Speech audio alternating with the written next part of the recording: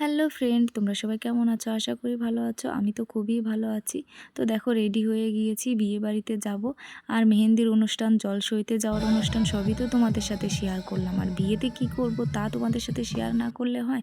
তো দেখো, ফ্যামিলি নিয়ে চলে এসেছি বিয়ে বাড়িতে। আর বিয়ের গেটটা খুবই সুন্দর সাজিয়েছিল আর অনেকটা দূর পর্যন্ত প্যান্ডেল করেছিল। তো ওদের বিয়ের ডেকোরেশনটা তো আমার তো খুবই ভাল লেগেছে আর খুবই ভালো লেগেছে। এই দেখো, কনে এসে দেখি কনে ফটোশ্যুটে ব্যস্ত আছে। দেখি কনে ফটোশ্যুট করছে আর আমাকে ডাকছে, আসো বৌদি এখানে বসো। আমি বললাম না, তুমি ছবি তো করো, আমি এদিকে ভিডিও করছি। তো দেখো, এখানে বিয়ে হবে, সাজনাতলা সাজানো হয়েছে আর সব ফ্যামিলি নিয়ে এখানে ছবি টবি তুলছে। আর এদিকে একটা কাণ্ড ঘটে গেছে, আমার মেয়ে নাচ করছে, দেখো খুবই ভালো নাচ করছিল, এরই মধ্যে পড়ে গিয়ে খুব কান্না। তো আমার অনেক ভিডিও মিস হয়ে গেছে, তো তোমরা কিছু মনে করো না, একটু অ্যাডজাস্ট করে নিও। মেয়ে আমার দারুণ ড্যান্স করছে, সবাই দেখে তাই বলছে। আর দেখতে দেখতে দেখো বরও চলে এসছে, তো বরকে রাস্তায় আনতে গিয়েছিল, সবাই আনন্দ করছে।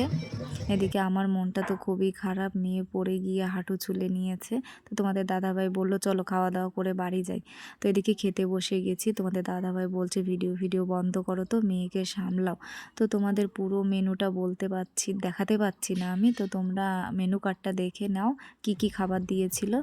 আর যেটুকু ভিডিও করেছি দেখো, এটা ডিমের চপ দিয়েছিল আর রাধাবল্লভী পনির দিয়েছিল। খাওয়া দাওয়াটা খুবই ভালো ছিল।